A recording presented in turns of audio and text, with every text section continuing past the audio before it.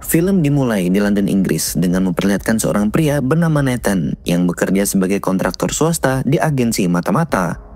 Nathan dijadwalkan akan bertemu dengan seseorang, namun agendanya berubah ketika ia berhadapan dengan kepala divisi keamanan Inggris yang bernama Norman. Nathan, you can tell me why I've been summoned 8 a.m. on a Sunday.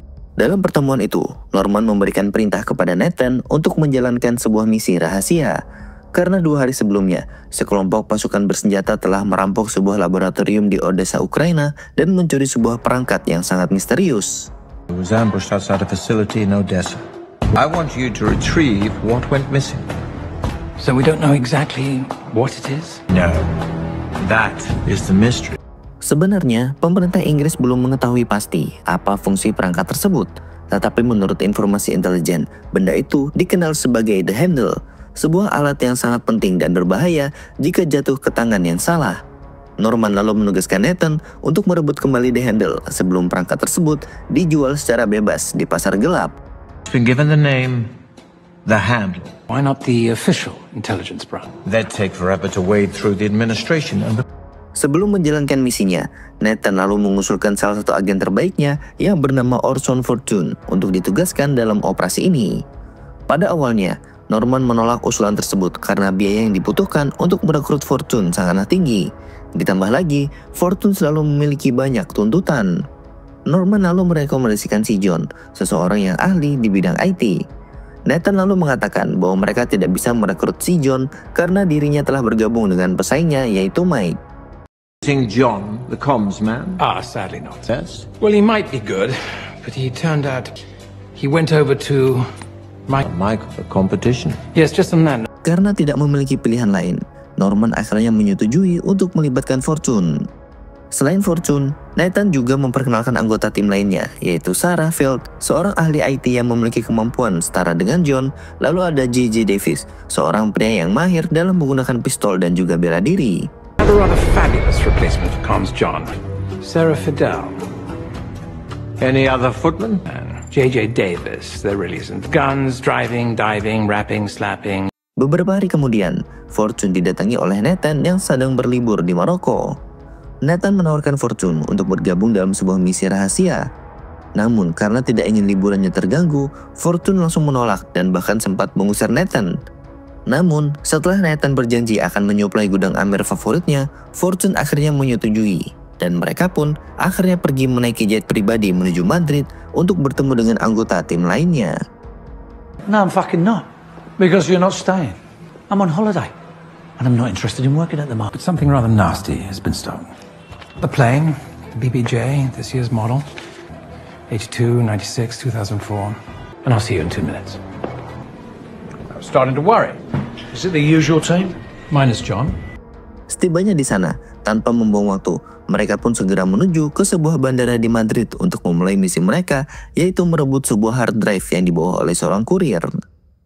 Mereka pun membagi tugas. Sarah bertanggung jawab meretas CCTV dan memandu tim melalui mikrofon. Sementara Fortune, Davis serta 2 anggota tambahan lainnya yakni Jen dan juga Marcia memantau pergerakan si kurir. Namun tanpa sepengetahuan mereka, ternyata ada tim lain yang juga mengincar hard drive tersebut. In fact, on cue, my crocodile should be the drive. You see him, sweetheart? Got him. Sending him to Luigi's. Ketika sedang memantau, Jen dan Marcia dilumpuhkan secara diam-diam tanpa disadari oleh Sarah. Merasa curiga karena keduanya tidak merespon panggilan, Sarah segera menyadari bahwa ada peretas lain yang telah memanipulasi sistem CCTV. Mendengar hal ini, Fortune langsung menduga bahwa dalangnya adalah John yang kini telah bekerja untuk Mike. He's heading your way. In position. Yours. Jane? Smell something ratty. I smell it too. Why do I get the feeling we're not the only team in town? John. John could do that. Nathan, what the fuck are they doing here? Setelah mengatasi ancaman tersebut, Fortune pun segera keluar untuk mengejar si kurir. Namun di luar, ia mendapati bahwa 4 anak buah Mike telah tiba lebih dulu mengepung target, sehingga perkelahian antara Fortune dan 4 anak buah Mike tak terhindarkan. Take a deep breath, that's right. Hola, señor. No, I cannot come with you. Lo siento, señor, lo siento.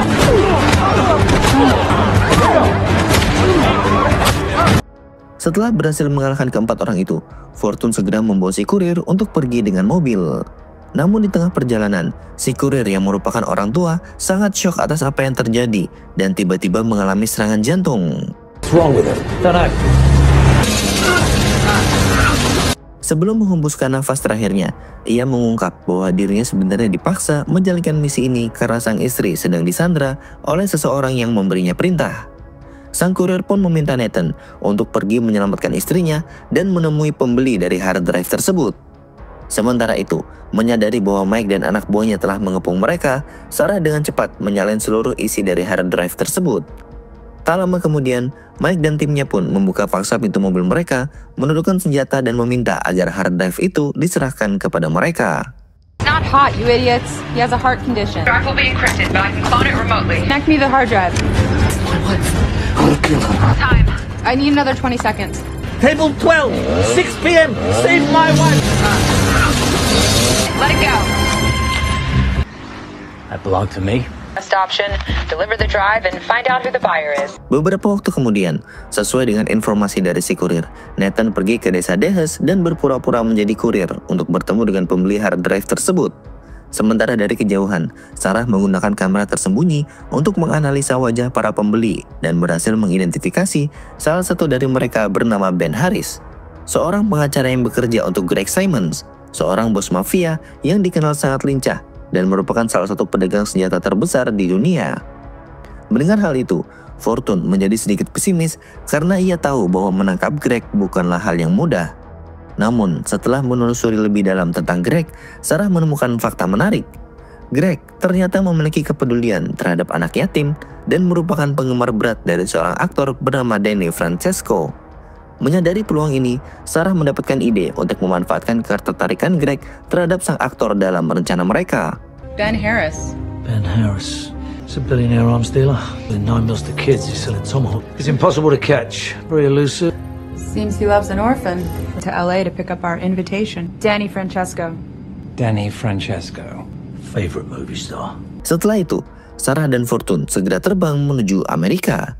Mereka menjalankan sebuah rencana yang akan membuat Danny Francesco terlibat dalam misi mereka.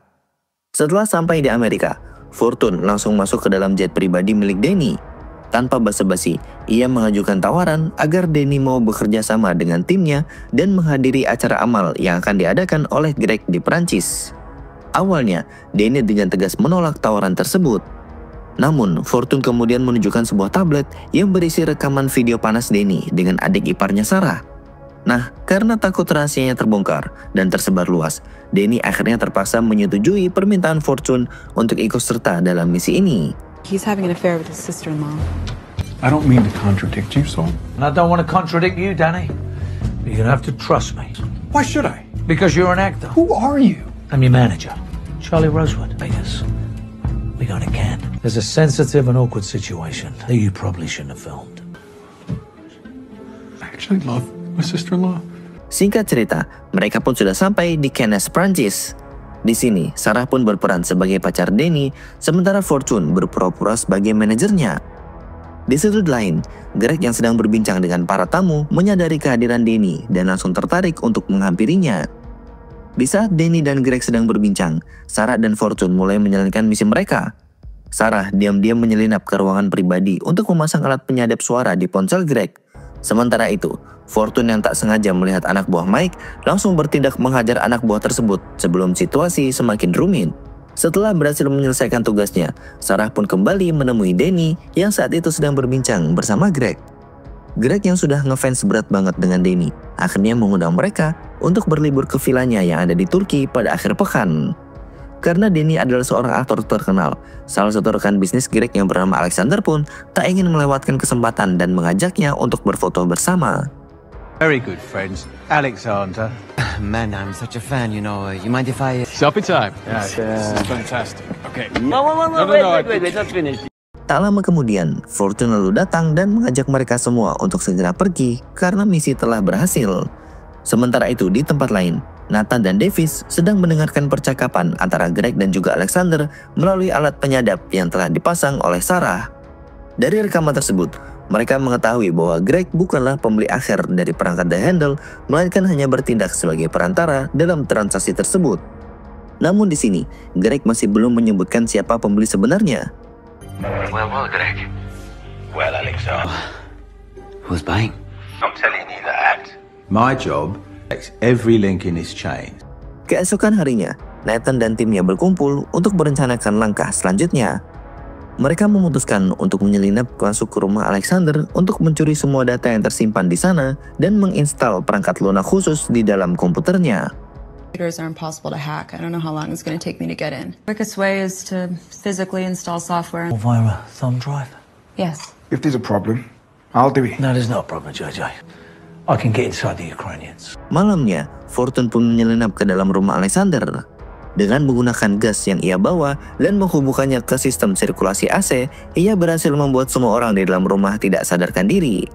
Sementara itu, Sarah dan Davis kala ini bertugas meretas sistem CCTV serta memantau situasi yang ada di dalam.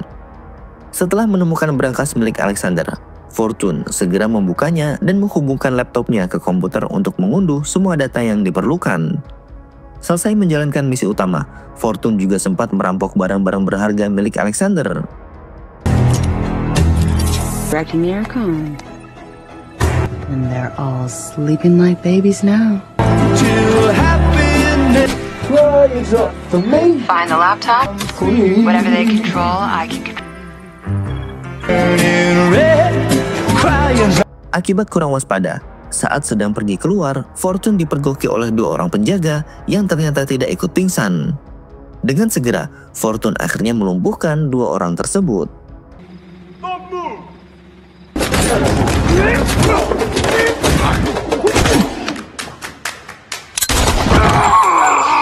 Keesokan harinya, setelah melakukan pencarian yang cukup lama, Sarah mendeteksi adanya panggilan masuk di ponsel Greg yang terhubung dengan seorang pria bernama Kasim.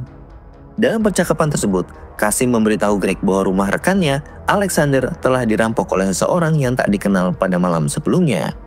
Dari telepon ini, Sarah berhasil mengidentifikasi Kasim yang ternyata merupakan seorang diplomat dari pemerintah Turki dan tinggal di daerah Antalya. Menyadari bahwa Kasim mungkin memiliki keterkaitan dengan Greg, Nathan segera memerintahkan Sarah untuk pergi bersama Danny dan menerima undangan Greg untuk berlibur ke vilanya yang ada di Turki. We'll track Kasim, see where he leads us, and find out from Greg exactly what it is he's... Explains why Greggy's spending his weekend in Turkey. Setibanya di Turki, Sarah dan Danny langsung disambut oleh Greg beserta para pengawalnya.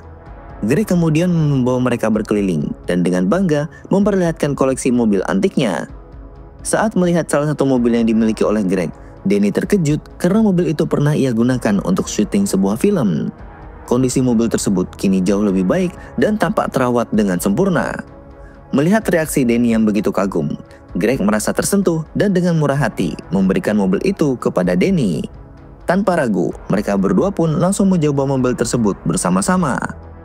I wanted this car so bad. Did you? Did you yearn for it? Yeah.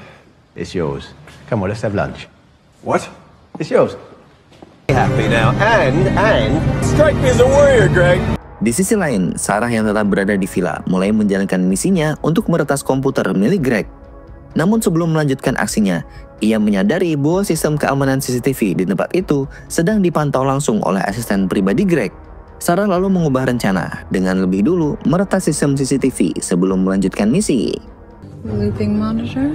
They have some sort of radar. Done. Di tempat lain, Fortune dan Davis sedang memantau pergerakan Kasim.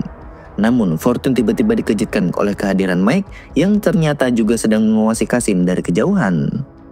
Di sisi lain, Sarah yang berhasil meretas sistem CCTV segera melanjutkan misinya dengan mengakses komputer milik Greg. Dari data yang ia temukan, Sarah tidak mendapati informasi yang penting karena isi komputer Greg hanyalah transaksi penjualan senjata AK-47. Menyadari bahwa mereka telah mengejar target yang salah, Sarah segera menginformasikan hal ini kepada Nathan. Mendengar kabar tersebut, Nathan langsung tampak sangat kecewa karena menyadari bahwa selama ini mereka telah memburu orang yang tidak tepat. I'm in. Great. What's he buying? Hold on.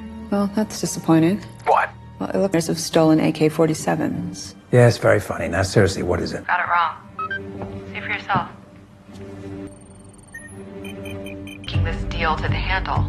Orson, you there? What is it? Time to come in. We're following the wrong rabbit. You go back to bed. Leave this with Nathan lalu menghubungi Fortune yang saat itu sedang membuntuti Ben Harris.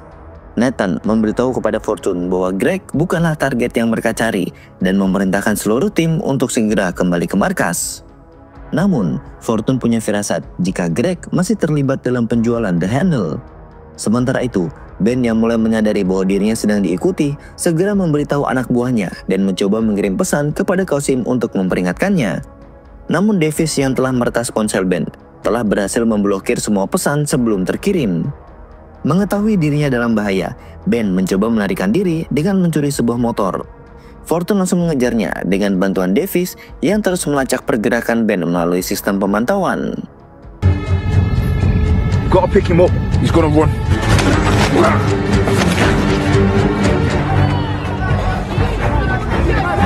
in the building on the left. He's on two wheels. Talk to me. 15 meters, take a right. Left or right, KJ? Sharp left.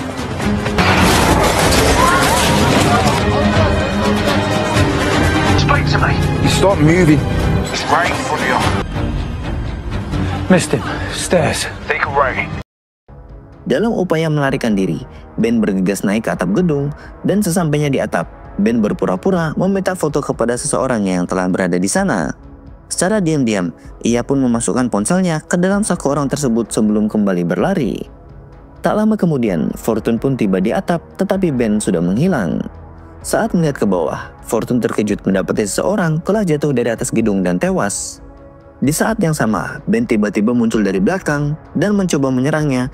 Namun dalam pertarungan tersebut, justru Ben yang kehilangan keseimbangan dan akhirnya jatuh dari atas gedung dan tewas seketika. Floor 200 feet below me. It's Harris. That isn't Ben Harris. What do you mean it's not Ben Harris? That's Ben Harris. Sesampainya di markas, mereka pun menerima kabar dari Norman bahwa data yang dikirim oleh Sarah dari komputer Greg benar dan akurat. Ternyata, hard drive tersebut adalah perangkat data kunci untuk mengaktifkan The Handle. Fortune kemudian bertanya apa sebenarnya The Handle itu. Norman lalu menjelaskan bahwa The Handle adalah perangkat canggih yang baru dikembangkan oleh para ilmuwan dan memiliki kemampuan untuk meretas semua sistem di dunia, termasuk mengendalikan senjata nuklir. Karena itu, mereka harus segera menghentikan transaksi penjualannya sebelum The Handle jatuh ke tangan orang yang salah. Berdasarkan petunjuk dari dalam ponsel Ben, mereka akhirnya mengetahui bahwa transaksi The Handle akan berlangsung pada esok hari. Ben sendiri dijadwalkan untuk dijemput oleh anak buah Alexander pada pukul 9 pagi di Hotel Amara. Beruntungnya, Greg dan Alexander belum mengetahui bahwa Ben sudah tewas dan pembeli perangkat juga tidak mengenal wajah Ben karena mereka hanya berkomunikasi melalui telepon. Melihat peluang ini, Fortune pun memiliki ide. Ia akan segera menyamar sebagai Ben Harris dan merebut The Handle sebelum jatuh ke tangan orang yang salah. Saat menyamar sebagai Ben, Fortune mendapat telepon bahwa anak buah Alexander telah menjemputnya di depan hotel. Sementara di luar hotel, Davis memasang alat pelacak di mobil yang membawa Fortune agar bisa memantau pergerakannya dari jauh selama transaksi akan berlangsung. Setibanya di lokasi, Fortune pun bertemu dengan pembeli dan segera menelpon Greg untuk meminta kata sandi hard drive guna membuka The Handle. Nah, jangan bingung dulu, karena ketika Fortune menelpon, Sarah sudah mengubah suara Fortune agar terdengar seperti suara Ben. Itu kenapa Greg sama sekali tidak curiga, bahkan ia belum mengetahui jika sebenarnya Ben telah meninggal dunia. Maybe we'll hear soon. Mr. Harris, I assume. Here we are. Need my phone. Yes. Mr. Simmons, we're connected. Setelah kata sandi dimasukkan dan uang $10 juta masuk ke rekening Alexander, dua penjaga mulai curiga. Karena rupanya, dua penjaga tersebut adalah orang yang sempat dihajar Fortune saat menyusup ke rumah Alexander. Karena identitasnya terbongkar, pertempuran pun tak terhindarkan. 5-5. It's the guard from the villa. Billion. Confirmed. Ben Harris. JJ?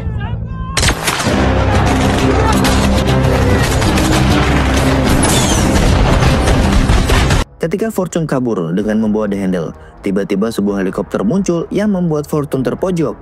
Rupanya, helikopter itu berisi Mike dan juga anak buahnya. Mereka berniat untuk merebut The Handle dari tangan Fortune. Don't tell me it's Mike. Austin, you sound upset. Boys will take over from here. You get your ass down here and get it yourself. Adam, get the case. It's yours. You're not taking it.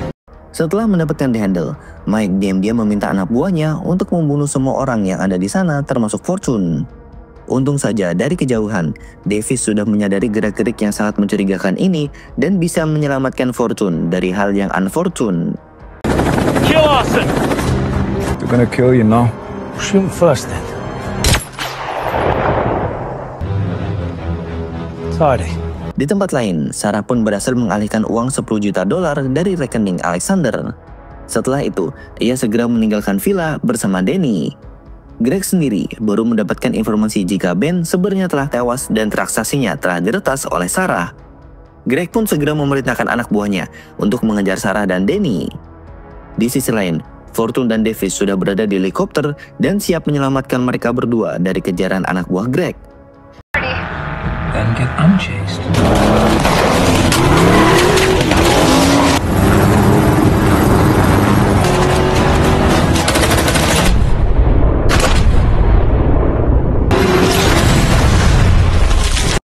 Di tempat lain, Nathan pun menghubungi Fortune dan mengungkap bahwa Mike tidak bekerja untuk departemen manapun.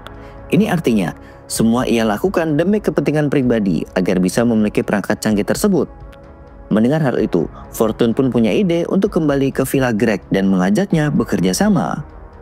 Singkatnya, mereka pun kembali ke villa untuk bernegosiasi. Mereka menawarkan untuk membantu Greg mendapatkan kembali komisi yang seharusnya ia terima, asalkan Greg mau bekerja sama. Greg pun setuju dan mengungkap bahwa The Handle akan dibeli oleh dua rekan bisnisnya yang bernama Trent dan juga Arnold. Mereka semua berencana untuk menggunakan The Handle guna mengacaukan sistem keuangan di dunia yang membuat setiap mata uang nantinya tidak akan bernilai lagi dan satu-satunya yang bisa dipakai transaksi hanyalah emas. Oleh karena itu, Trent dan Arnold sudah memborong emas dalam jumlah besar. Nantinya, jika misi mereka berhasil, kekayaan mereka akan naik puluhan kali lipat. Who's your buyer, Greg? Tell them. You remember Trent and Arnold? Are using your precious programmable junction with a concert of satellites. So that's why they're buying up $40 billion worth of it. Time they finish, gold is the only thing you'll be able to buy. Malam itu, mereka pun segera menjalankan rencana. Danny ditugaskan untuk mendampingi Greg dalam pertemuan dengan Trent dan juga Arnold. Setibanya di dalam, Greg langsung menagih komisi dan transaksi sebelumnya. Namun, Trent menolak dan menganggap kesepakatan itu gagal karena perangkat tersebut diberikan oleh Mike dan bukan Greg. Mendengar itu, Greg murka dan mengancam semua orang di ruangan dengan meledakkan gedung-gedung di belakangnya. Ia kemudian menyerahkan selembar kertas kepada Mike, Trent dan juga Arnold yang berisi alamat keluarga mereka dan memperingatkan bahwa jika mereka tidak membayarnya sebagai perantara, ia tidak akan segan-segan menghabisi keluarga mereka. Convey, Mike, is how little you boys understand some kind of insurance. And I do, Danny, give them the papers. There's a list of names and addresses of people in the right-hand column. There's a very exact time. Eviscerated. Well, that's not a very nice word, is it? But 5 minutes is all you have as the countdown has started. has been transferred to my account. Mike, that's my mom there. Di luar gedung, Sarah menerbangkan drone untuk meretas alat komunikasi para penjaga. Sementara Davis memantau pergerakan Fortune yang mulai menyelinap dan melumpuhkan mereka satu persatu. Setelah Greg selesai mengancam mereka semua, Greg dan Danny pun pergi dari sana. Trent yang ketakutan dengan ancaman Greg memutuskan untuk mentransfer uang tersebut. Namun Mike yang merasa usahanya tidak akan mendapatkan komisi langsung membuat kekacauan di sana. Forget your commission, Mike. It's going to simmer. Right? You handling it put us in this mess. Backing off. They're doing the transfer now. We'll be okay. It won't be okay. Did you see what happened? Di sisi lain, setelah berhasil menghabisi para penjaga, Fortune masuk ke ruangan dan mengambil koper berisi The Handle. Namun tiba-tiba Sarah memperingatkannya bahwa Mike akan segera menyerangnya dari arah belakang. Dengan cepat, Fortune pun melumpuhkan Mike hingga tak sadarkan diri dan berhasil membawa koper itu pergi. Case, JJ. Good, boss. In 3, 2, 1. Before it lies. I need the case. I need the fucking case! Setelah misi selesai, Fortune dan Davis menemui Nathan di Doha dan menyerahkan The Handle. Nathan yang puas dengan keberhasilan timnya menawarkan misi baru dengan bayaran yang sangat fantastis. Namun mereka bertiga menolak tawaran tersebut dan memilih untuk berlibur melepas lelah. Dan film pun akhirnya diakhiri dengan memperlihatkan Greg yang saat ini menjadi sutradara dari sebuah film yang dibintangi oleh Danny. Nah, sekian dulu alur cerita film kali ini. Seperti biasa, jika kalian suka dengan film ini kalian boleh like, dan jika kalian suka dengan channel ini kalian boleh subscribe. Sampai jumpa.